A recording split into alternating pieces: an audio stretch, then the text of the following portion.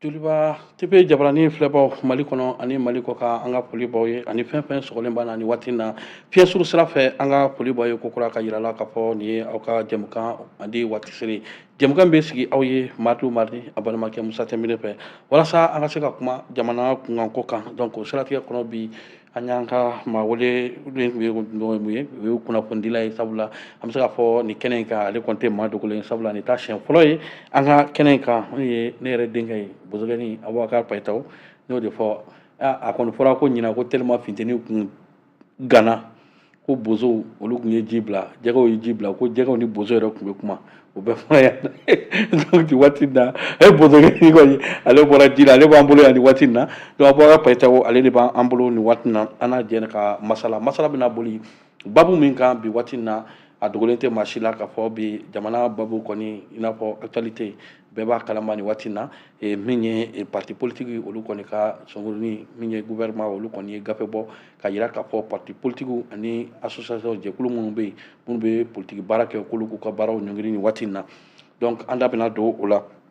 ani ka bɔ o la an y'a ye kunnafonidilaw fana min ye olu kɔni ka autorégulateur an b'a fɔ min ye aki olu fana ye gafe bɔ ka yira k'a fɔ kunnafonidilaw a ɲininaw fɛ min ye gouvernement ye gafe min bɔ min ye politique baaraw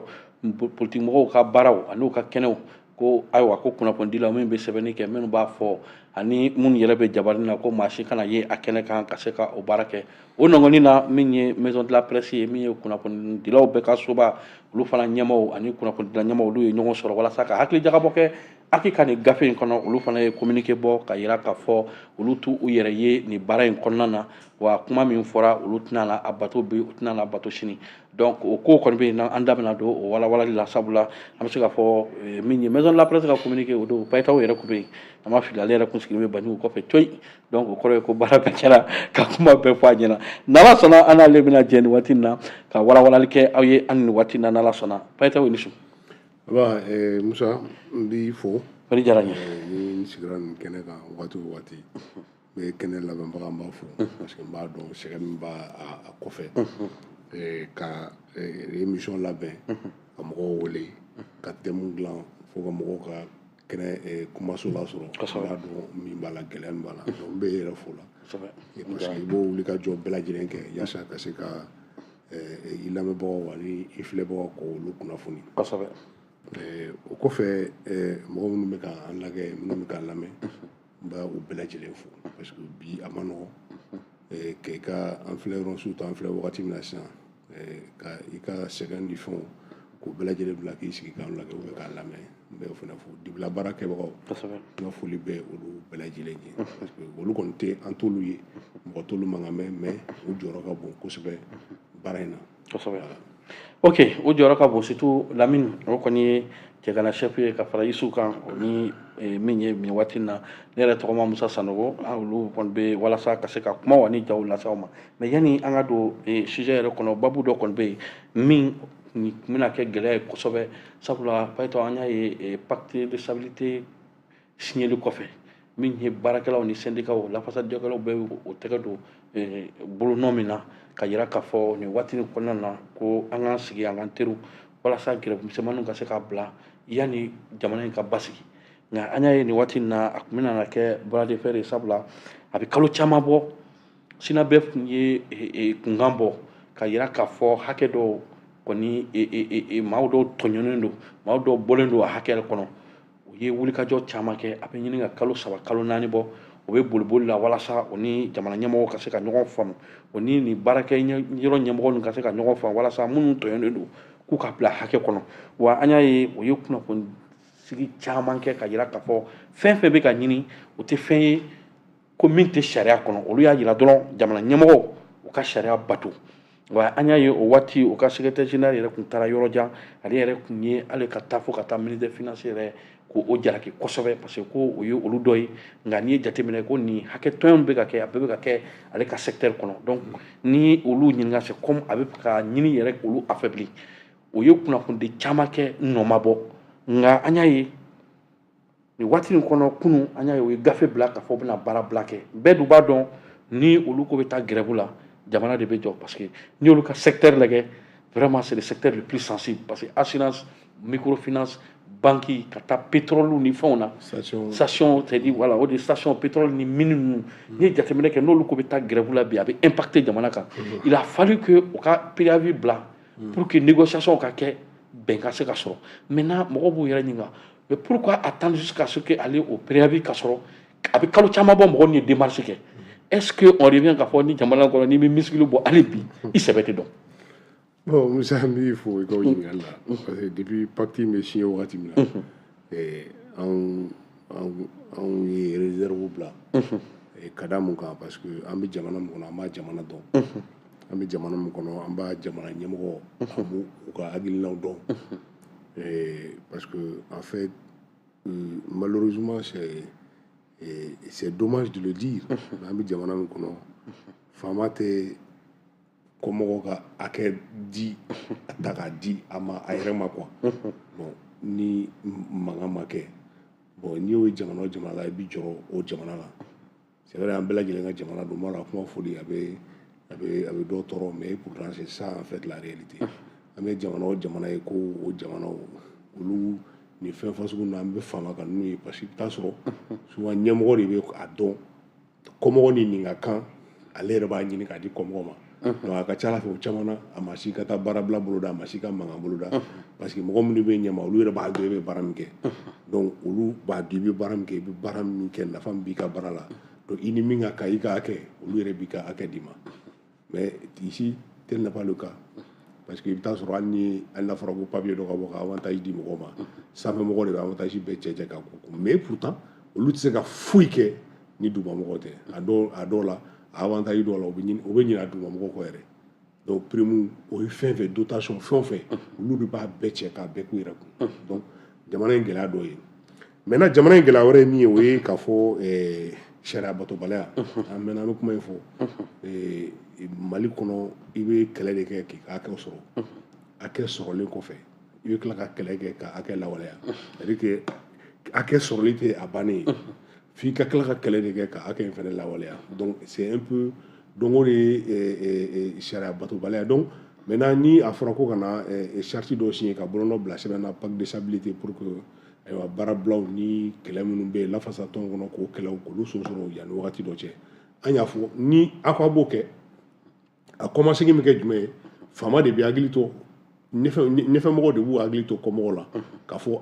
ani karisalakaw an kun ye bɛnkan dɔ signé o san an ye bolonɔ bila bɛnkan dɔ la an ko an bɛ nin k'u ye an ko an bɛ nin k'u ye a ma se u k'a la hakili jigin tuguni donc ni o wagatiw sera an yɛrɛ kan ka wuli ka an fɛn kɛ ka wuli donc baara minnu kan ka kɛ ko minnu kan ka sigi sen kan yaasa k'o ko ɲɛnabɔ olu ka kɛ mais malheureusement olu tɛ kɛ mɔgɔ si ka sira t'a la donc ni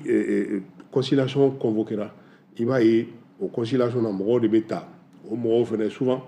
olu fana bɛ ta cogo min na en fait olu fana t'u ka baara kɛ parce que c'est-à-dire les conciliateurs olu de ye a parti fila bɛɛ gouvernement ni parti dɔ bɛɛ bɛ nana ka conciliateur ye donc en principe ni baara in bɛɛ bɛ kɛ olu ɲɛna donc ni baara in bɛɛ kɛra olu ɲɛna donc bɛn bɛ kɛ ko la et puis ni bɛn kɛra minnu na olu kan ka kɛ wagati minnu kɔnɔ dɔ kan ka kɛ n'a kan ka kɛ kalo 6 san 1 san 2 a b'o bɛɛ pereféré ten ka bolonɔ bila sɛbɛn na donc ni o kɛra kuma ni kuma conciliateur de kan ka ɲɔgɔn ye anw kɛra ko nɔgɔyabaga ye ayiwa karisa ni karisaw cɛ a fɔra ko u ka fɛn dɔ bɛ yen nɔ k'o kan ka lawaleya kalo 6 bon an dun filɛ kalo 7 la a ma lawaleya halisa bon a bɛ se ka mun de bɛ se ka kɛ donc a dɔw la i bɛ taa sɔrɔ n'olu fana b'u ka baara kɛ a ka ca ala fɛ an bɛ fɛn an t'olu ye quoi donc mais n'i y'olu bɛɛ lajɛlen fara ɲɔgɔn kan i b'a ye k'a fɔ pacte de stabilité nin kɔni an y'an bolo bila fɛn na donc an b'a fɔ gouvernement tun bɛ fɛ ka jusqu'à fɛn dɔ sɔrɔ pour que ka mankan ni wulikajɔ ni baarabila minnu kun bolo dalen don jusqu'à se ka olu dala sa mais en fait a kun tɛ ka mɔgɔw ka gɛlɛyaw ɲɛnabɔ parce que n'i y'a lajɛ c'est facile pour les gens k'a fɔ ko nin tɛ gɛrɛw wagati ye c'est facile pour les gens k'a fɔ jamana in bɛ gɛlɛya min kɔnɔ o bɛɛ ye tiɲɛ ye mais minnu bɛ o discours tenu peut-être que olu lafiyalen de don ni n ko lafiyalen don mais mɔgɔ min ka baara tiɲɛna nin wagati kɔnɔ n'i ko ko o k'a muɲu a k'a muɲu mun kan i b'a fɔ a k'a muɲu mun de kan et puis surtout baara tiɲɛ min fana don a kɛra nkalon kan donc souvent c'est trop compliqué parce que nous avons ta lagɛ yɔrɔ dɔ la mɔgɔw licenciera yɔrɔ la mɔgɔw ka hakɛ dɔw bɛ yen nɔ bɛn kɛra la k'a kan ka di a ma di bon yɔrɔ dɔw la bolonɔ bila la fɛn dɔw la donc o bolonɔ bila la sɛbɛn dɔ olu ma se ka lawaleya donc n'i y'o bɛɛ lajɛlen fara ɲɔgɔn kan donc o wagati kelen a ko ko ayi mɔgɔw ka muɲu ka sabali o wagati kelen a ko ko mɔgɔw ka a tɔgɔ u ka laɲiniw bɛɛ lajɛlen bila yanni wagati dɔ cɛ yanni laɲiniw bɛɛ lajɛlen bila yanni wagati dɔ cɛ o wagati kɔnɔ u bɛ balo cogo di parce que fɛɛrɛ bɛɛ lajɛlen tigɛlen don pour que n'i ye jamana yɛrɛ ta k'a lajɛ bi k'a fɔ fɛn caman bɛ yen nɔ a tɔgɔ gɛlɛya bɛ baarada caman na mɔgɔ caman ka baaraw tiɲɛna fɛnw na maintenant fo bi wulikajɔ ma kɛ k'olu magɛn bon ni don o don c'est comme i b'a fɔ ko daga falen don mais o bɛ la a y'a ko a y'a fara kan voilà a ye dɔ fara kan donc c'est un peu ça donc c'est ça un peu la réalité donc i taara secteur o secteur la bɛɛ kɛlen don k'i muɲu k'i sigi nin fɛn kan donc c'est extrêmement compliqué à fɔlɔ a pacte de stabilité ninnu bolonɔ ninnu fɛnw bila a la mais ça va m'étonner que dans les jours à venir que mɔgɔw bɛ parce que n'i ye syndicat ta kelen kelen kelen syndicat caman bɛ ka commencer k'a fɔ non olu centrales ka donna nin fɛn kɔnɔ k'olu ladon a kɔnɔ mais en fait ils sont pas du tout satisfaits de la gestion parce que a ko bɛ ka taa bolo minnu fɛ olu ka laɲiniw caman bɛ yen nɔ san ko an ka sɔrɔ da donna a laɲiniw na mais olu garan donn'olu da la n'a c'est-à-dire a pacte ye donc u caman bɛ k'a lajɛ ka hakilijagabɔ kɛ comment est-ce que u bɛ se ka bɔ a kɔnɔ donc parce que olu bolo ni nin sugu ni bolonɔ kun bilala na olu ka fɛn minnu bɛ yen nɔ ni bɛn kun kɛra kan fo a wagati perepere latigɛra donc sisan y'a sɔrɔ olu ɲɛnabɔra mais a caman wagatiw tɛmɛna da tɛ ka don a kuma la n'i y'a kuma fɔ ko fɛn tɛ jamana kɔnɔ mais pourtant fɛn tɛ jamana kɔnɔ même moment jamana ɲɛmɔgɔ yɛrɛ mɔgɔ foyi tɛ sa foyi ma bɔ olu ka dépenses la olu ka moyen u ka train de vie ni min ma fara ka fɛn ma bɔ la parce que n'i y'a jateminɛ de 2020 à maintenant chaque année n'i ye a tɔgɔ présidence ta ka na u ka a tɔgɔ organe de transition ni fɛnw ta mais dɔw de bɛ ka fara olu ka budget kan mais pourtant au même moment a bɛ ka fɔ maliyɛn tɔw ma ko a y'a muɲu ka sabali a bɛna ɲɛnabɔ mais a bɛna ɲɛnabɔ wagati jumɛn c'est ça la grande question donc tant que o wagati ma se ka perepere latigɛ et olu yɛrɛ ma misali yira parce que misali yiralen ye jumɛn par exemple n'i ye CNT mɔgɔw ka sara ni fɛnw ta k'a lajɛ mais c'est énorme et la plupart i bɛ taa sɔrɔ a bɛɛ bɛ baara wɛrɛ la mais u bɛ fɛn kɔnɔ CNT kɔnɔ moi je pense que aujourd'hui il est temps dɔ ka bɔ CNT mɔgɔw ka avantage dɔ la parce que pour que jamanadenw yɛrɛ k'a faamu k'a fɔ effectivement bi jamana wala gɛlɛya bɛ jamana kɔnɔ mais au même moment bon président ka wariw baden kan ka bɔ a la parce que hali n'o y'a sɔrɔ président sigitɔ la ne y'o fɔ ne bɛ segin o kan président sigitɔ la ni président ko ko a ka 150 millions k'a bɛ jɛ 100 millions ko o don fourrage la mais je suis désolé de le dire o tɛ jɛnkɔ ye o maintenant e ko i jɛra kɔ ko e dɔ bɔ a musaka la mais a bɛ ka kɛ ka château jɔ a bɛ ka kɛ ka école jɔ a bɛ ka kɛ ka dɔgɔtɔrɔso jɔ mais e de tɔgɔ bɛ ka sɛbɛn a kan donc là maintenant jɔn bɛ ka jɔn nɛgɛ voilà la grande question maintenant au delà de pas waati an ko non mais a ma jɛ a kɔ mais juste c'est un moyen ka a bɛ campagne daminɛ a fɛn tɔw ɲɛ mais pourtant an n'u ɲɛ b'o de la parce que n'i y'a ye halisa taa ni ka segin bɛ ka kɛ transition banna a ma ban bon Assimi ye candidat tɛ mais a tɛ k'i da don a la c'est parce que tout simplement mɔgɔw bɛ ka siga fɛn dɔ la donc moi je pense que ne ale kun jɛra kɔ a kun bɛ segin ka taa budget de la peut-être a bɛ kɛ fɛn wɛrɛ ye mais ne jɛra kɔ ne de b'a gérer n b'a kɛ ji ye n b'a kɛ nin ye mais alors que y a des services olu ka baara ye ka ji di service dɔw ka baara ye école jɔ ye service dɔw ka baara ye dɔgɔtɔrɔso jɔ ye mais bon maintenant ni dɔgɔtɔrɔso baara de ka di ye ou bien ka ji mɔgɔ baara de ka di maintenant i b'o o département rattaché e yɛrɛ la donc i yɛrɛ bɛ baara kɛ n'a ye donc moi je comprends tout ça mais k'a fɔ maliyɛn bɛɛ ni dɔ bɔ n ka musakaw la mais o musaka bɛ ka baara kɛ e de tɔgɔ bɛ ka sɛbɛn a kan e jamu bɛ ka sɛbɛn a kan maa si tɔgɔ tɛ ka sɛbɛn a kan parce que a bɛ fɔ donc c'est-à-dire que e vous recherchez le président de la transition tɛ mɔgɔ fila mɔgɔ kelen de don voilà donc mais moi je pense que olu ɲɛ b'o fɛn fɛn na parce que n'i y'o bɛɛ lajɛlen ta olu yɛrɛ ka train de vie olu yɛrɛ bɛ cogoya min na olu yɛrɛ bɛ a tɔgɔ privilège min kɔnɔ n'i y'o bɛɛ lajɛlen ta mɔgɔw ka fila n'u ka saba u gulonnen don a bɛ k'a fɔ ko fɛn tɛ yen donc obligatoirement les gens mɔgɔ bɛ wuli ka taa nɔfɛ donc c'est aussi simple que ça. Ok, c'est aussi simple que ça. Les Watin Nambe Sinabe Pnyama premier Bana Kamboy. Olu y'a fort déjà. Ils ont toujours dit qu'ils ont prôné pour le syndicat de développement. Donc au Salatia kono ambe do babu kono babu mini Watina anya ici ka fobe ka ke paitao mi dialogue intermalien anya e phase communale kon daminana ayera ka fo après des phases communales bina régionaux la kana la pampa makoya. Mais c'est vrai à dialogue il n'y a pas la surtout avec la bout des partis politiques. Al n'a solo ni dialogue intermalien ni anya assise fana parti kun y'a ɲini k'a fɔ kun tɛ taa mais ça a été une réussite bon ni dialogue in fana y'a ye c'est vrai que parti caman base bɛ ka démissionner ka taa est ce que bibi na bɛ se k'a fɔ avec le bras de fer avec les partis politiques ko nin ko in fana bɛna se ka ɲɛ sɔrɔ i n'a fɔ assise y'a sɔrɔ cogo bon Musa ɲɛ sɔrɔ a kala ɲɛ sɔrɔ moi ça dépend an b'an jɔyɔrɔ min na ka apprécier n'i ko ko assise nationale de la refondation n'i ko k'a ɲɛ sɔrɔ bon moi je sais pas peut-être a kɔni kɛra sababu ye ka dɔ fara transition kan o kɔni n'an y'a ta o kan a ye ɲɛ sɔrɔ mais pourtant o assise kɔnɔ ka teliya kan ka kɛ ka laɲini minnu kɛ ko ka dɔ bɔ ayiwa jamana ɲɛmɔgɔ olu ka sɔrɔ la mais fo bi dama don la assise ni sisan cɛ san o san n'i ye ayiwa budget jateminɛ i b'a ye dɔ bɛ fara olu ka budget kan donc n'an y'an jɔ o bunakun kan an b'a fɔ ko nafa ma k'a la donc i n'a fɔ a n'a ɲɔgɔnna caman donc ko ka policiers militariser i y'a ye u teliyara k'o kɛ parce que tout simplement ils voulaient faire taire les syndicats des policiers donc an bɛ se k'a fɔ o yɔrɔ la fɛn kɛra donc maintenant n'i y'a ta c'est-à-dire point de don i y'i jɔ point dɔ kan i b'a fɔ ko a nafa b'a la mais u yɛrɛ y'a lajɛ minnu b'u yɛrɛ arranger u yɛrɛ ni dɔgɔ laɲiniw o de taara k'o lawaleya point barre donc maintenant ni dialogue in ne y'o de fɔ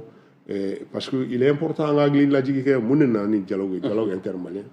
parce que 2012 2011 ka na 2012 la Mali ye gɛlɛyaba sɔrɔ gɛlɛya kɛrɛnkɛrɛnya la Mali denw dɔ ni mɔgɔ caman b'a fɔ ten ni ne ma sɔn ko malidenw don parce que min b'a jɛkulu ɲɛma bɛɛ b'a dɔn mɔgɔ min don hali wagati caman n'i y'a kuma fɔ mɔgɔ y'a gosi ka bɔ n da ne furadama ma sɔn ko maliyɛnw don parce que a bɛna wagati min na an y'a ka interview fɔlɔ minnu mɛn an y'a mɛn arabukan ni angilɛkan de la donc Mali la an bɛ min dɔn o ye tubabukan bamanankan tamasɛkikan kɔrɔbɔrɔkan fɛn o mais mɔgɔ min tɛ dɔwɛrɛ mɛn angilɛkan ni arabukan kɔ ne bolo o ti maliyɛn ye donc bref an y'a ye k'a fɔ gɛlɛyaba kɛra mɔgɔ dɔw ye marifa ta ka jamana yɔrɔ dɔ ko o y'olu ta ye o gɛlɛya kɔnɔna la fɛn wɛrɛ caman fana na don o la dɔw fana marifa ta olu nana ni diinɛko ye donc bɛɛ n'i ta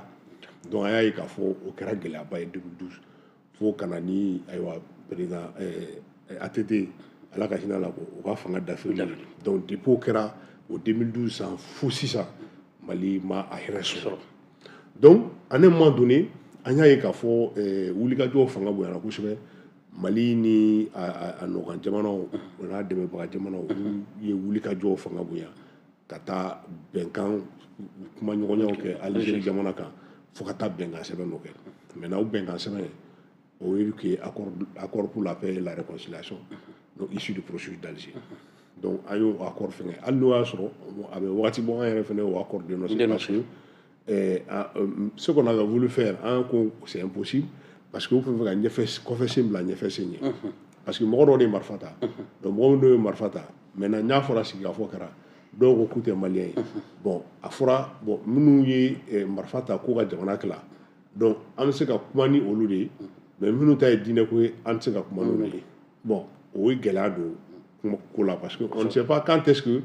u bɛ jamana tila la quand est-ce que u bɛ diinɛko la parce que an y'a ye u bɛ ɲɔgɔn jɛ ɲɔgɔn u bɛ kow kɛ ɲɔgɔn fɛ donc mais quand même bɛɛ ɲɛ tugu ka taa kan bɛɛ b'a dɔn ko a man ɲi donc o accord de signé san 8 kama mɛnɛ sisi ma bɔ bon ni jamana marabagaw ko k'u bɔra o accord kɔnɔ donc maintenant ni an ko an bɔra o accord kɔnɔ ni o kɛra je crois le 26 janvier ni ma fili Mali y'a accord dénoncé le 26 janvier ni ma fili bon le 31 janvier président Assimi discours kɛ k'a fɔ bon ka accord ko kuma dialogue ko kuma fɔ dialogue intermalien ka commission sigi o kɔfɛ voilà donc commission kɛra je crois 2-3 février ni ma fili maintenant o la ne b'a faamu k'a fɔ ko an bɔra accord min kɔnɔ bɛnkan min kɔnɔ ni o bɛnkan ni o bolonɔ bilal'o la diɲɛ mɔgɔ ɲɛna ni Algérie o denfaya tun b'o bolo komi an ko k'an t'o kɔnɔ maintenant le fait k'an t'o kɔnɔ est-ce que o bɛ gɛlɛya ban wa n'a gɛlɛya o tɛ gɛlɛya ban maintenant minnu ye marifa ta ko dugu bɛ tila laɲini de b'u bolo a laɲini dɔw la ayiwa ɲɛtaga siraw b'a la a laɲini dɔ b'a la kiriko b'a la a laɲini dɔ b'a la fɛn caman caman b'a la maintenant laɲini minnu b'u bolo a laɲiniw bɛ se ka sabati cogo di maliyɛn bɛɛ lajɛlen bɛ se ka fara ɲɔgɔn kan n'o y'a sɔrɔ ayiwa ɲɛtaga baaraw de don n'o y'a sɔrɔ ekɔliko don n'o y'a sɔrɔ kiri bolicogo don n'o y'a sɔrɔ fɛn wɛrɛw don dugukolo u ka dugukolo nafolo bɛ kɛ cogo min na n'o y'a sɔrɔ jamana yɛrɛ maracogo don olu ka yɔrɔ maracogo don donc an bɛ se ka fura jumɛn di a ma maintenant minnu ko diinɛ ko don maintenant diinɛ ko la an bɛ se ka mun fɔ olu ye donc moi je pense que ni an ko an tɛ processus d'Alger kɔnɔ logiquement ni président ye dialogue intermalien fɔ ne b'a faamu kodɔnna ni jateminɛkɛla bɛɛ b'a faamu k'a fɔ o dialogue min bɛ fɔ o sigikafɔ min bɛ fɔ maliyɛn yɛrɛ dama ni ɲɔgɔn cɛ o ye ka instrument de sɔrɔ un instrument national et endogène an yɛrɛ bɛ an yɛrɛ ye mɔgɔ tɛ an ni ɲɔgɔn cɛ an sinji damaw n'an baden damaw an b'an sigi an bɛ kuma ayiwa an bɛ bɛn fɛn dɔ la minnu ta ye a tɔgɔ lakanako ye olu ka lakana bɛ sabati cogo di minnu ta ye ɲɛtagako ye olu ka ɲɛtagaw bɛ sabati cogo di minnu ta ye ekɔliso ko ye ekɔliso bɛ kɛ cogo di minnu ta ye jamana mara cogo ye olu ka jamanaw a bɛ mara cogo di minnu ta ye dugukolo nafolo ko ye o bɛ kɛ cogo di minnu ta ye diinɛ ko ye an bɛ se ka mun sɔrɔ ka fɔ olu ye bon n ye nin bɛɛ lajɛlen ta k'a lajɛ o kɔrɔ sigikafɔ min bɛ ka kɛ a dabɔra nin de kama mais au départ depuis daminɛ la ko jɛra o ye ne kamana gan ne y'o fɔ n ka plateau caman kan ne y'o fɔ plateau parce que n'a fɔra ko bon ko mɔgɔ minnu bɛ yen ni olu ni sariya bɛ ɲɔgɔn na an dati don la donc olu ni sariya ka kɛ ɲɔgɔn na olu sen tɛ ka ye sigikafɔ in na mais pourtant minnu ye marifa ta ko ka jamana tila bi n y'a jateminɛ o fanba bɛɛ ni sariya bɛ ɲɔgɔn na donc olu sen t'a la donc n'olu sen t'a la minnu fana ko bon transition wagati min sumana ka di transition ma ni o wagati sera donc an ko n'olu ko ka kalafiliw kɛ ni o faba ye parti politique ye ani ayiwa jɛkulu minnu fana bɛ politique baaraw kɛ an y'a ye k'a fɔ a fɔra k'olu fana ka baaraw lajɔra donc olu fana ko olu sen t'a la donc maintenant jɔn de bɛna taa sisan kuma o ye minnu ko transition ka d'an ye minnu ko Mali ka d'an ye a banna donc maintenant ni olu taara ɲɔgɔn sɔrɔ ka kuma donc ne bolo ne ka faamu na o kɔrɔ an tɛ taa foyi sɔrɔ o kɔnɔ fo ayiwa dɔ ka fara transition kan ni fɛn wɛrɛ bɔra kɔnɔ a bɛ se ka kɛ mais o bɛ bali ne la parce que minnu bɛ yen n'olu bɛ se ka taa kuma wɛrɛ fɔ olu bɛɛ lajɛlen sen bɔra la parce que an y'a ye k'a fɔ jamana in kuma a gɛlɛyara dɔɔni parce que n'i y'a ye mɔgɔw bɛ a fɔ n'i y'a kuma fɔ wagati o wagati mɔgɔw b'a f'i ye non non non an somɔgɔw fagara an bɛɛ somɔgɔw fagara an bɛɛ c'est à dire que n'i y'a ta ni dɔ fama sa dɔ ba sara dɔ dɔgɔnin sara dɔ somɔgɔ dɔ sara de près ou de loin nin ko in na donc ni i ko an ka sigi ka kuma donc diyagoya dɔ bɛ dɔ bila o ye wajibi ye parce que n'i ko i t'a bila dɔrɔn o kɔrɔ an tɛ se ka sigi ka kuma donc n'an ma se ka sigi ka kuma gɛlɛya tɛ ban an y'a ye a gɛlɛya a kɛra diɲɛ dugu o dugu la c'est à dire que n'i ko an ka sigi processus de paix an kana sigi ka bɛn kuma fɔ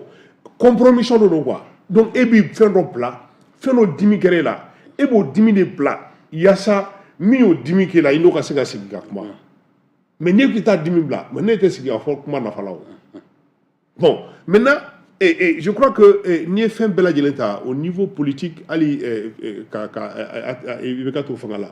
je crois que fɛn sera niveau de la i bɛ ka ye loi dɔ ta c'est-à-dire une loi c'est-à-dire d'amnistie k'a fɔ ko minnu ye ko dɔ kɛ ka taa wagati dɔ fo ka taa da wagati dɔ ko yafa kɛra u ma c'est-à-dire que hali n'o y'a sɔrɔ ma kɛ mɔgɔ dɔw fɛ c'était des décisions politiques pour dire que bon mettre ces gens-là en confiance a na an ka kuma a bɛ se ka na Mali la ka sɔrɔ baasi t'aw la foyi t'aw la maintenant sigikafɔ min bɛ yen ni o kuma bɛ ka fɔ fo bɛɛ lajɛlen sen ka don a la mais tant que mɔgɔ dɔw bɛ yen nɔ olu ni kiri bɛ ɲɔgɔn na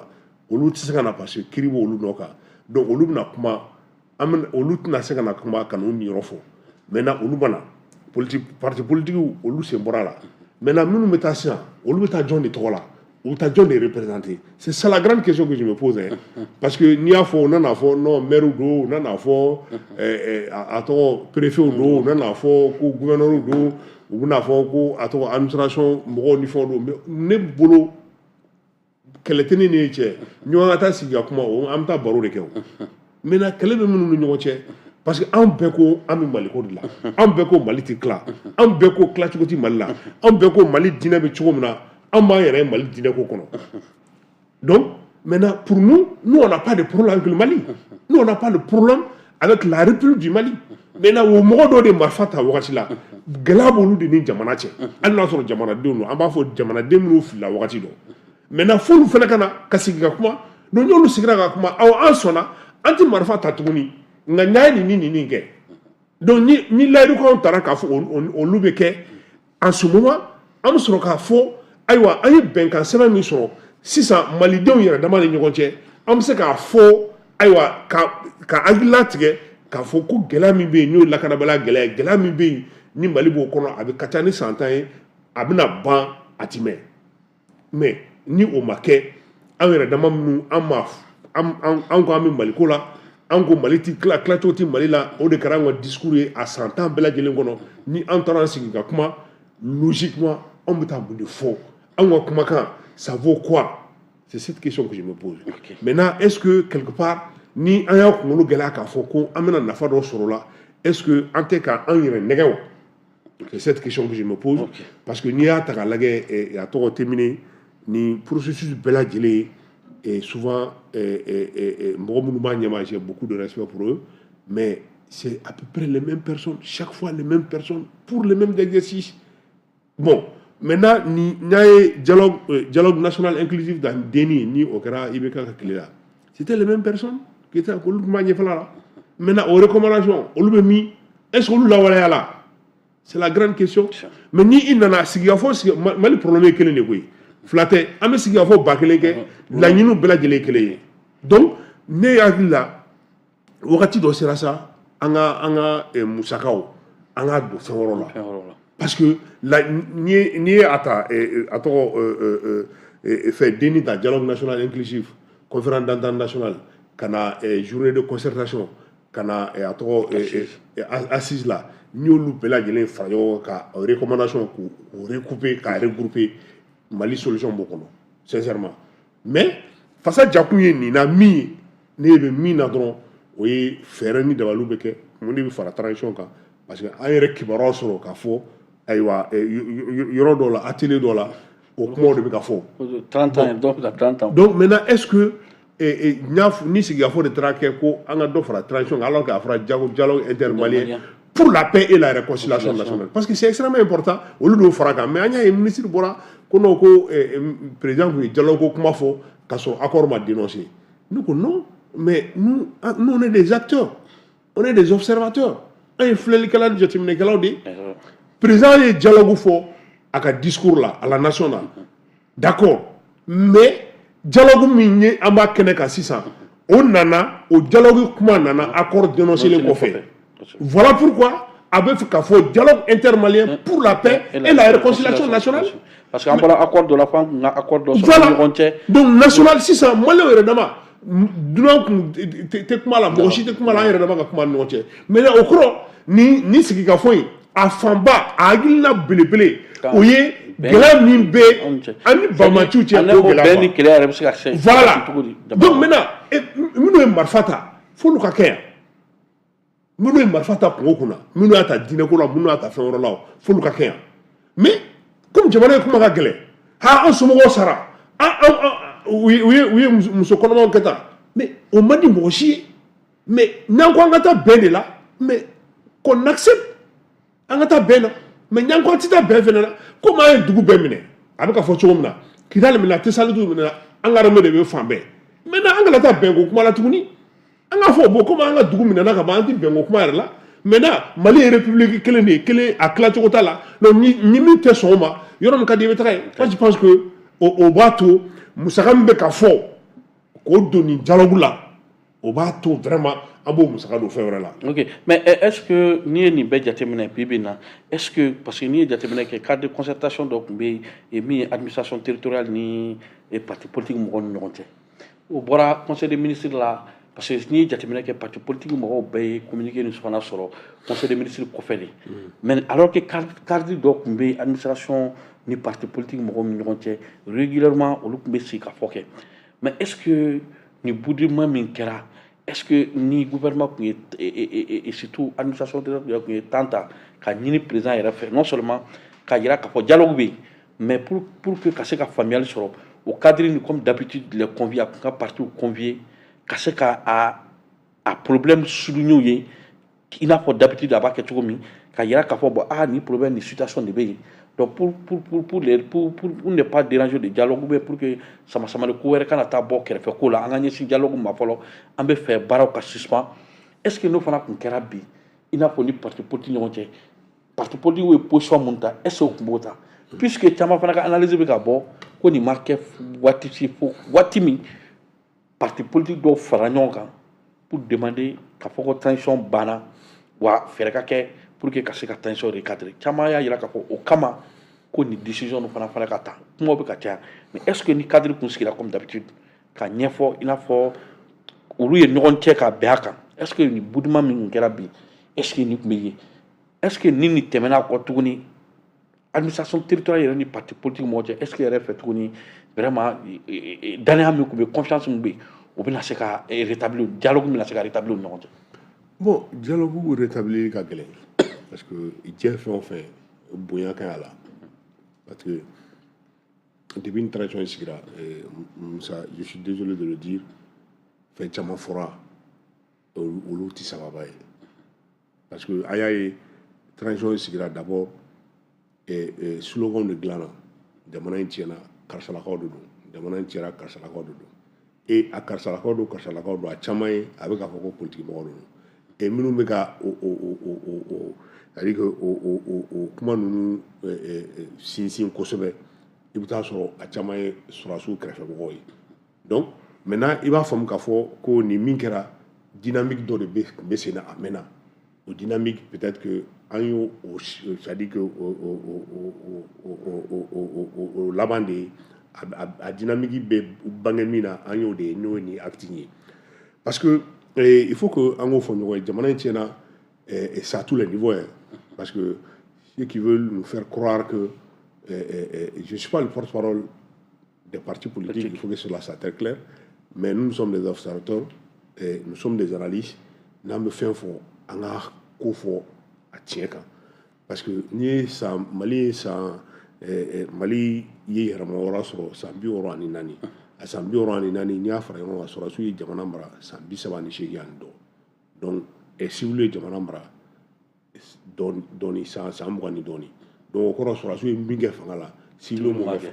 Ça, c'est le premier aspect. Le second aspect, c'est que civil fangala sera sur une fangala, pas sur civil fangala fenena. Parce que vous avez un ministre, vous avez un ambassadeur, vous avez la posture de l'Union. Donc, c'est extrêmement important. Troisième élément, même il fracas, c'est que sur ce comment, bedati dollar, sur de dab dollar, sur ce comment, sur de dab dollar. Et jamana bili damna na yɔrɔ jumɛn lakanabala de ye jamana bi an filɛ gɛlɛya min kɔnɔ faut an ka fɔ clairement a ma fɔ ko wari dɛsɛra ni jamana binna a ma fɔ ko école karamɔgɔ dɛsɛra ka baara kɛ ni jamana binna a ma fɔ ko banajugu dɔ binna jamana kan ni jamana binna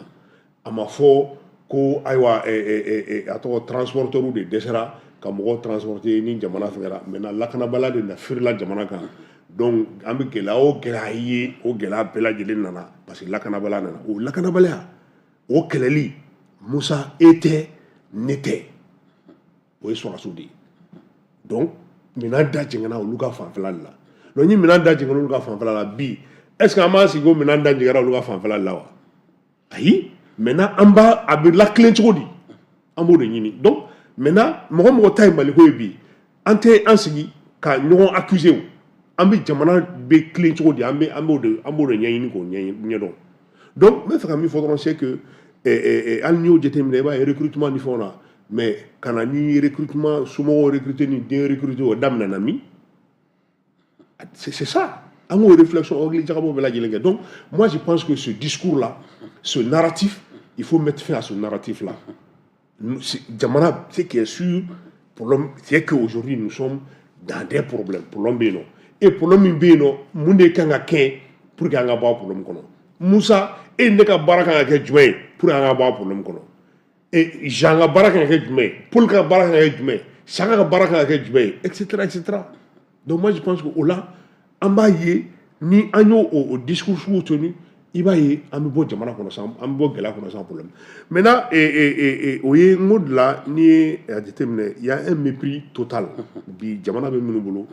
c'est-à-dire que mɔgɔ ti mɔgɔ jate parce que o de ye nin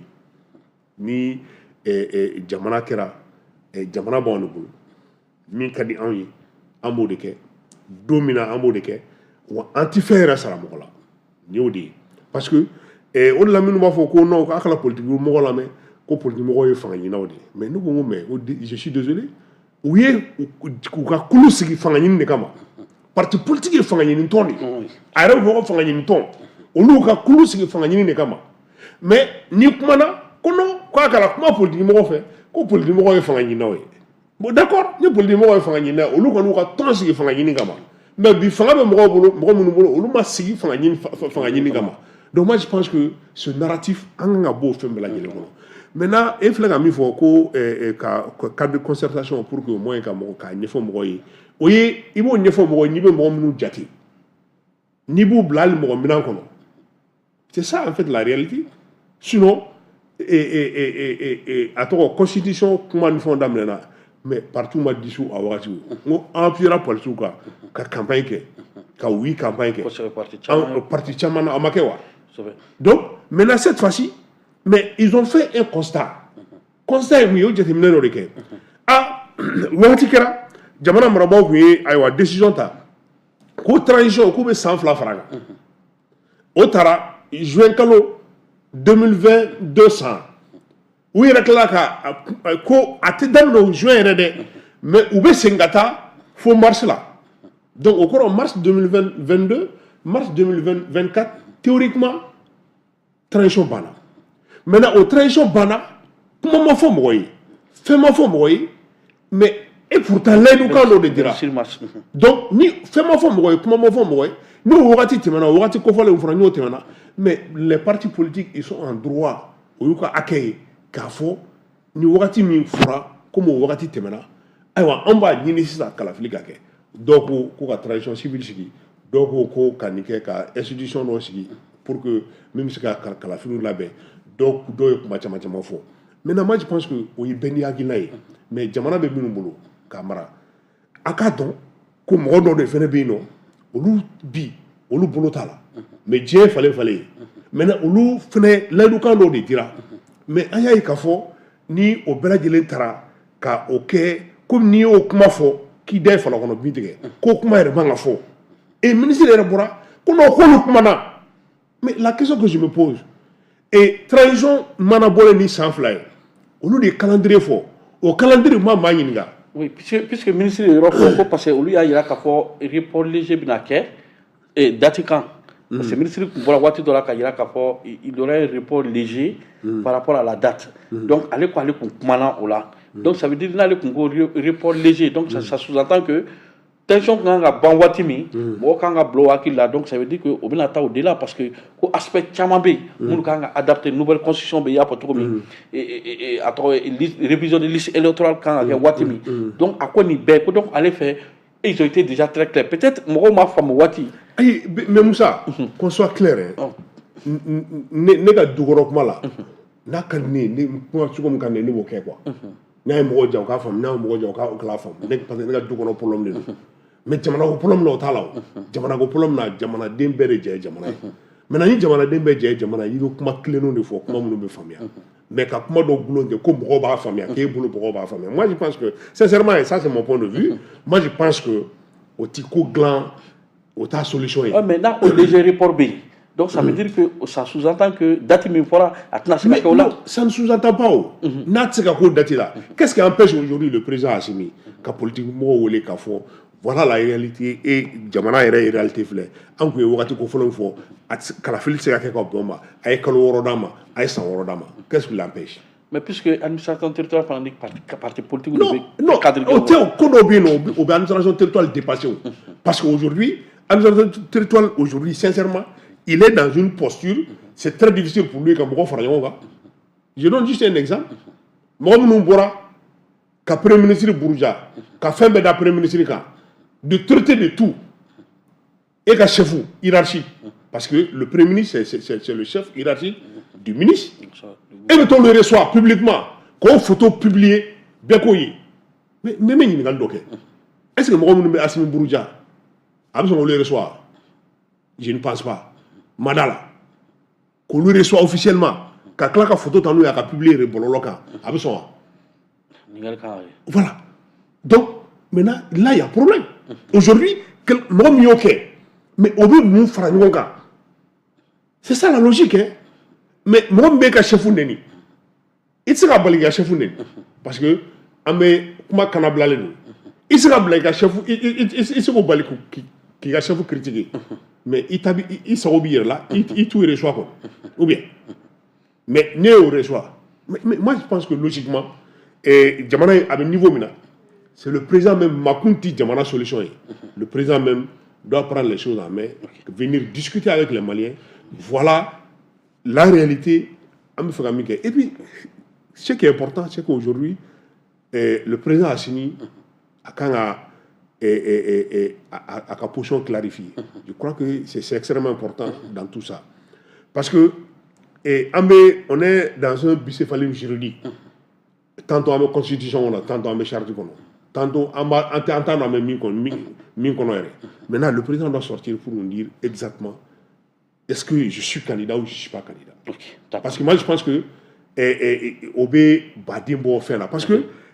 ni est quoi taboulé, fait un temena, fait ma faux, ministre m'a fait faux, président temena ka tifé, premier ministre temena ka tifé, ministre temena ka tifé, gouvernement bête temena ka tifé, CNT temena ka tifé. Bon, finalement on se pose la question, au Amola, au Lobo session avril session là-bas, alors qu'il y a une transition bana. Finalement, moi, non, on ne comprend pas. Est-ce qu'on n'est pas aussi dans les recommandations des assises plus de 6 mois à 5 ans? Non, et puis, le Premier ministre, il y a fait 2 ans, ça c'était à titre d'indicatif avec la CEDEAO, puisque dans la CEDEAO, donc ça c'est ni l'avenir. Bon, maintenant, au comment là, mais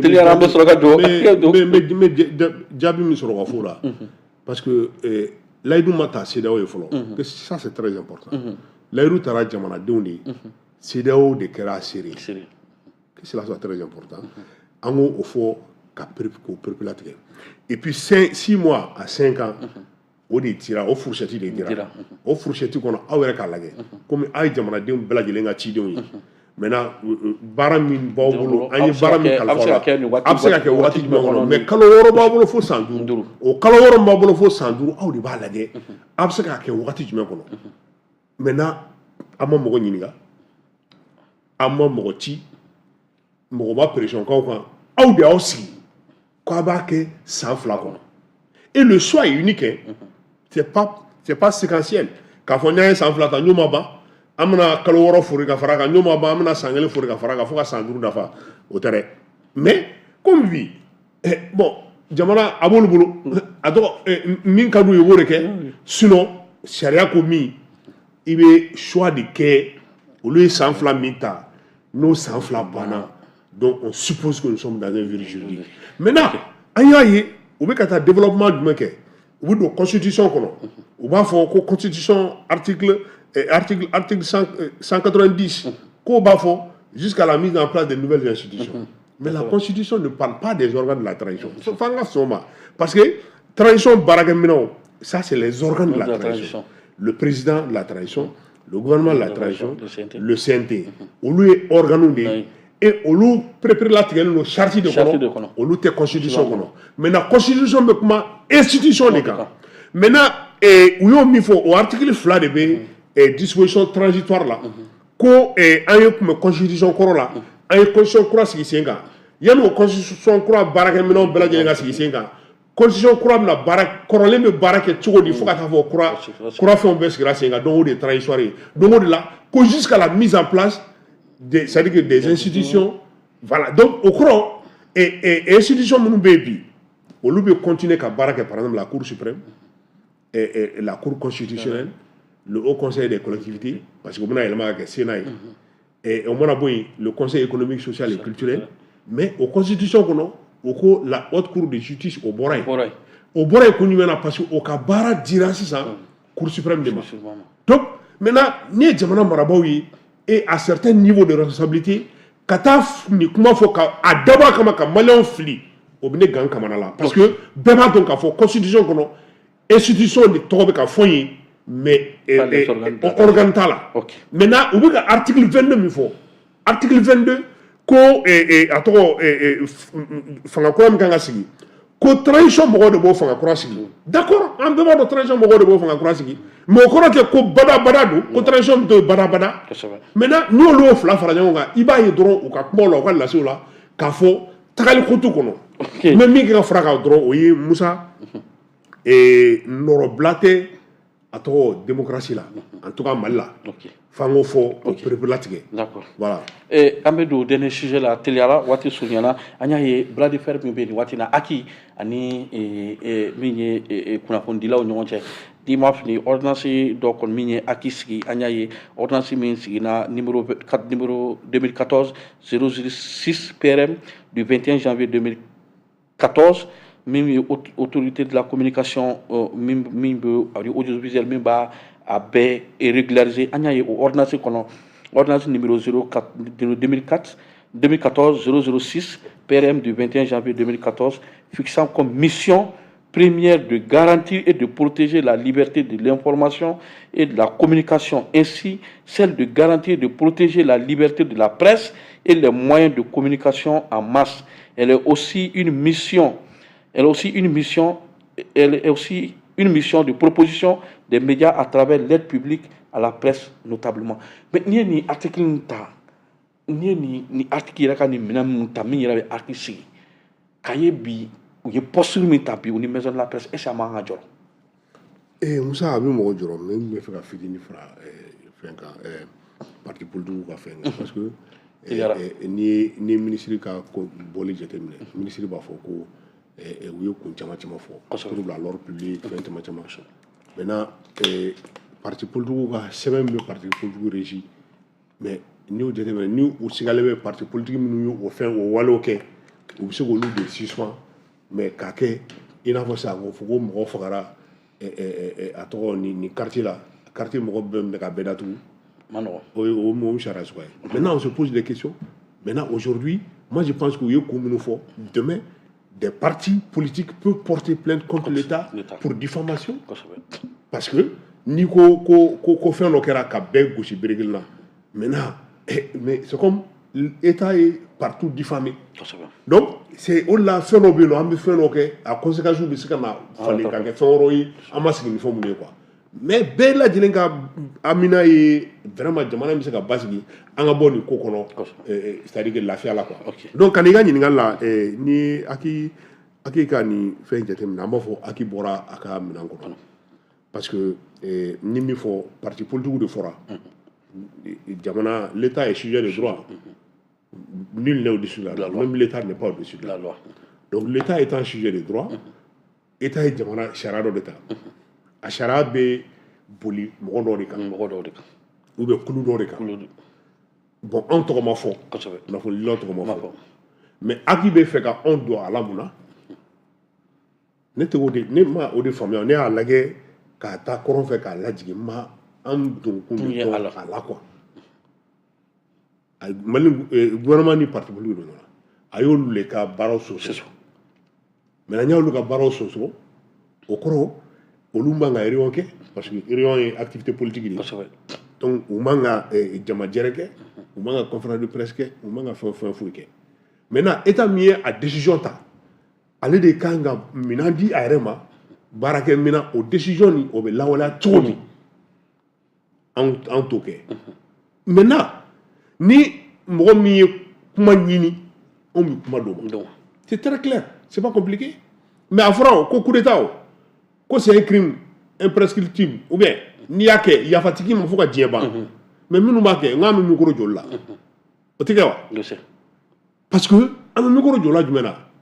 an ka baara don jamana kɔnɔdenw k'olu ka kunnafoni olu ka hakɛ de le droit des citoyens à l'information un rôle léger. Donc, les citoyens ont droit à l'information. Si les citoyens ont droit à l'information, maintenant, mi bora kabekuma, ama mo fanen, ama mo banen, ama foreke, fo aya agila de fo. Et mais munati micro joala, mais agi de bijo, kono et micro kanga jo mo mina, olu de ba fo aya micro jo karsala, ay micro jo timinela, agala micro jo paitaola. Non, ote agi ka baray. C'est très clair. Hein? Parce que, et, en soroyo, et 2014, Ça veut dire que Aki, c'est récent, 10 ans. Aki n'a pas sorti. Mais Aki, quand on démerde, quand on a kunnafoni bi kanabla cogo min na nga sariya kɔnɔ fɛn caman bɛ yen nɔ olu bɛ se ka ɲɛnabɔ cogo di ka sɔrɔ gɛlɛya ma don a la mais Aki tɛ se ka na kɛ an faden ye o k'a fɔ ka anw daminɛ k'a di mɔgɔ dɔ ma ayi o tɛ se ka kɛ ni Aki nana o kɔnɔ dɔrɔn o kɔrɔ o la i y'a ka mission rappelé a diyara n ye kosɛbɛ garantir la liberté de presse c'est extrêmement important donc nous on est libre. Mais qu'est-ce qu'on fait maintenant de la responsabilité du journaliste? Les journalistes, il y a, mais depuis Ouattidjan, depuis 13 jours, mais il y a tellement au sein des rédactions, il y a ce qu'on appelle un système d'autocensure. Mais mais en tout cas, nous les journalistes, comme il y a un micro, minnu bɛ ka kolangolo kɛ a tɔgɔ an ka jamana kɔnɔfɛn la ka na fɔ cɛmancɛ fan fɛ ayi ne kɔni m'a ye n m'a fɔ a ma kɛ ne m'a ye donc munna ti kɛ parce que nous on s'est dit an t'olu ka communication kɛ donc Aki m'o fɔ an ye o an y'o dɔn an yɛrɛ ma o donc an b'a dɔn k'a fɔ sɔnni ka kɛ journaliste ye i ye jamanaden de fɔlɔ mais nin décision n'a sugu et au même moment des gens taara k'u ka parti politique ka baro bɛ soso mais ministre bɔra o a bɔra jɔn ɲɛkɔrɔ ka taa a ɲɛfɔ kunnafonidilaw tɛ yan ka taa expliquer mun na olu ye décision ta olu ye nin wale ta ka da kun jumɛn kan a m'o ɲɛfɔ wa mais wale bɛ mɔgɔ minnu kun kan k'an kana kuma di olu ma on est dans quoi o tɛ dictature ye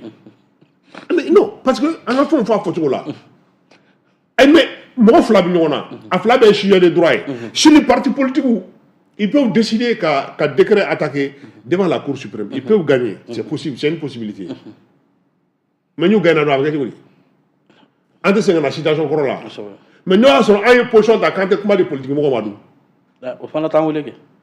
mais est-ce que quelque part on n'a pas failli à notre mission? Donc voilà pourquoi. Et Aki a communiqué. Nous on s'est dit non attention.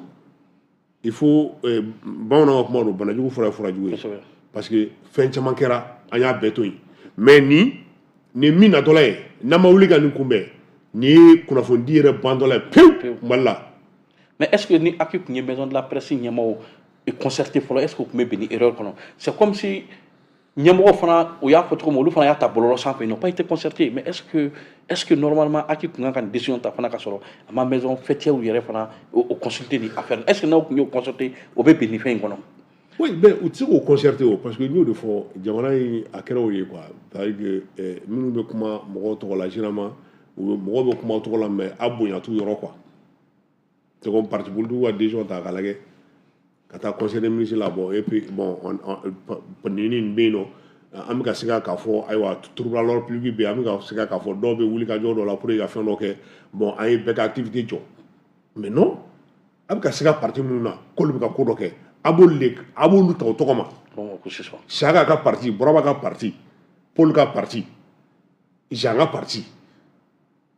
Aminata ka parti olu an sigaro la k'a fɔ u bɛ jɛɲɔgɔn jugu dɔ la an sigaro la k'a fɔ u bɛ dibidibila baara dɔ la an b'olu ka parti ka baaraw sonsoro a bɛ kɛ ten a tɛ kɛ ten wa nka ni aw wulila sɔgɔmada kelen ka taa conseil des ministres la ko ye parti bɛɛ ka baara sonsoro maintenant parti yɛrɛ dɔrɔn tɛ k'ali jɛkulu minnu bɛ n'olu bɛ politique baara kɛ o bɛɛ ka baara sonsoro la mais à Dijon contrepartie min b'a la n ko mɔgɔ dɔw bɛ burufiyɛ la transition nɔfɛ transition ka ɲi olu fana politique baara de la olu fana ka baara jɔra maintenant ça bɛna kɛ cogo di donc o bɛ cogo min na nin b'o cogoya kelen la c'est à dire ka fɛn ta an kun kan anw ka ɲɛmɔgɔw ma wele k'a fɔ olu ye nin bɛ an b'a kɛ cogo di bonya ka ye ko dɔ la dɛ nin bɛ yen an b'a kɛ cogo di donc nin bɛ yen an b'a kɛ cogo di ok problème t'a la an bɛ bɛn nin na donc n'o tun kɛra peut-être Aki yɛrɛ tun bɛ min nɔfɛ a tun bɛ se k'o hali o sɔrɔ yɛrɛ mais comme ça ka décision ta anw tɔgɔ la an ka cakɛdaw bɛ yen i t'a kalama an bɛ balo cogo min na i t'a kalama an ka mɔgɔ sara cogo min na i t'a kalama quoi comment dit doma kala kuma di doma. OK, donc d'accord. maintenant nous kera b'a fɔ a ma kɛ bonya kɔnɔ et puis ka tila ka o bila bɔlɔlɔ de kan an b'a ye bɔlɔlɔ kan i n'a fɔ tɔw fana b'a ye bɔlɔlɔ kan cogo min na donc an y'a faamu dɔrɔn nin ye dɔgɔyama de ye ka ɲɛsin ayiwa kunnafonidilaw ma o de la a kɛra don min na bɛɛ ayiwa maison la presse fɛncɛri fɛn bɛ yen nɔ jɛkulu bɛ yen k'o sigilen don kunnafonidilaw tɔgɔ la bɛɛ ɲɔgɔn sɔrɔ maison la presse la an ko an t'a ko bila dagirinda la an fana bɛ bɔ dɔrɔn ko an t'a la a banna k'a fɔ an bɛ taa don ɲɛfɔli wɛrɛ kɔnɔ o ye dɔwɛrɛ ye an t'a la bi an t'a la sini wa an b'a fɔ mɔgɔw ye mɔgɔ si kana bato. OK, kuma kuncɛ kuma Hayidara bɛ ka yira k'a fɔ waati yɛrɛ sera an ɲɛnama bi. donc kuma kuncɛ kuma ye min ye n b'a fɔ dɔrɔn jamana in sɛgɛnna minnu bɛ ka kumaw fɔ k'a fɔ ko an mago tɛ élection na moi je pense que u bɛ ka président Asimi ani a nɔfɛmɔgɔw u bɛ k'u bila fili kɔnɔ parce que n y'o de fɔ n ko nɔrɔbila foyi tɛ démocratie la démocratie de ye fanga ye a fɔ o ma ko bɛnkan fanga an bɛ bɛn ka fanga di dɔ ma wagati dɔ donc a tigi bɛ fanga kɛ donc o wajibi de hali an bɛ jamana minnu ye ni masayaw b'u fɛ yen u bɛ ka réforme bɔ kɛ en profondeur pour que jamanadenw da ka don jamana maracogo la donc o kɔrɔ nɔrɔbila foyi tɛ ayiwa démocratie la an ko bi an dɛmɛbaga ye Rusila ye Rusila bɛ ka élection kɛ Poutine bɛ ka élection k'a fɛ yen Poutine ye élection kɛ a ma mɛn a fɛ yen nɔ mais an ko k'an ti élection kɛ maintenant le problème c'est que aujourd'hui nous devons sortir de tout ça ka bɔ président Assimi an y'a fɔ cogo min na a yɛrɛ ka bɔ ka parti politique ka fara ɲɔgɔn kan a ka kuma dɔ fɔ mɔgɔw ye mɔgɔw bɛ kuma min faamuya makun tɛ jamana jɔ surtout ni gɛlɛya bɛ jamana kɔnɔ bɛɛ b'a dɔn k'a fɔ jamana in gɛlɛya b'a kɔnɔ maliyɛnw sɛgɛnnen don bɛɛ lajɛlen sɛgɛnnen don mais makun tɛ a jɔ président Assimi a bɛ kuma a bɛ fɛn fɔ mɔgɔw ye mɔgɔw bɛ min faamuya sinon jamana in tɛ se ka to tan c'est impossible kɛcogo tɛ a la donc an bɛ min fɔ o la dɔrɔn o ye u k'a lajɛ halisa minɛn da jɛngɛnna a ma bɔn maintenant je crois que a tilen na tilen bala mais le fait que olu yɛrɛ de tɛ fɛ ka ko in lajɛya k'u ka position tilennen fɔ mɔgɔw ye o de bɛ ka ko in bɛɛ lajɛlen gɛlɛya a ɲini ala fɛ ala ka bɛɛ lajɛlen sɔrɔ hakili ɲuman amina ala ka bɛɛ lajɛlen sɔrɔ hakili ɲuman na nin bɛ kɛ kuma kuncɛ kuma ye Musa Hayidara n'a ma ɲɛ Musa Hayidara yɛrɛ kɔni bɛ k'a fɔ an ye ko waati sera donc an bɛ bɛɛ fo fɛn fɛn kun sɔgɔlen b'an na nin waati in na Mali kɔnɔ ani Mali kɔ kan an ka foli bɛ bɛɛ ye ka yira la k'a fɔ ni de tun kɛra outlook garisɛgɛ ye donc o siratigɛ kɔnɔ an bɛ ka gouverneur yɛrɛ fɔ min ye El Bechir ye ka taa fo a ka chargé de communication min ye Umar Gindo Bayangara Kandɛ Soyiba min ye ale ye Jɛpkile le maire Seydou Kelepili an b'olu fo commune de Diamanati kɔnɔ sabula sanga ni waati ninnu b'an lamɛn walasa k'an bilasira Sebari kɔnɔ min ye Awa Sise an b'ale fo fo ka taa Yara Mukoro Seydou Mayiga foli b'u ye colonel major Abbas Damene gouverneur an b'a fo min ye Isa Kansa ye le maire de la commune urbaine de Mopti foli b'o fana ye nin waati in na min ye Kalajata kɔnɔ an bɛ docteur Kante fo nin waati in na min ye Viabia kɔnɔ ye Sebari hôtel Viabia kɔnɔ an bɛ Mete n'a ka cɛdenw fo donc ka yira la k'a fɔ ni ala m'an ka jɔnya juru yira an bɛ ɲɔgɔn sɔrɔ mardi wɛrɛ nka an tɛ bɔ kuma na ka sɔrɔ minnu bolo tun bɛ ja la an b'olu fo Musa Hayidara Serifukɛ hali n'a y'a sɔrɔ ale bɔra ka ne ka ti premier min a bɛ sɔrɔ ka harceler ko heure sera an b'ale fo Isu Sangare fulakɛ min nɔnɔ t'a bolo an b'ale fana fo nin waati in na Lamine Cɛgana chef an b'ale fana fo fo ka taa Sali Wederago la mimaro min bolo tun bɛ nɛgɛjuru sira wala ka kuma lase an ma fiɲɛ suru sira fɛ o ye ne yɛrɛ tɔma ye Musa Sanogo min ye Sikaso ka den mandi ye fo ka taa Abubakar Traoré Grand Bey ale den kɔni ye kasara dɔ sɔrɔ an b'a fɔ ala ka nɔgɔya ala ka ɲuman bɔ a la nin waati in na baara bɛɛ taara ka kalifa mɔgɔ min na o de ye Ater Alidu Mayiga ye an ka foli b'ale ye kɔrɔbɔrɔkɛ faama nin waati b'a sɔrɔ a bɛ kɔrɔbɔrɔmuso kɛrɛfɛ sabula kɔrɔbɔrɔ ninnu waati in na b'a sɔrɔ Teduma ani Sogo kɔni o tɛ ban olu fɛ yen an ka foli b'a ye ka taa Yasi Mayiga k'a fɔ nin waati in na fo primature la k'a fɔ ni ala m'an ka jɔnya juru yira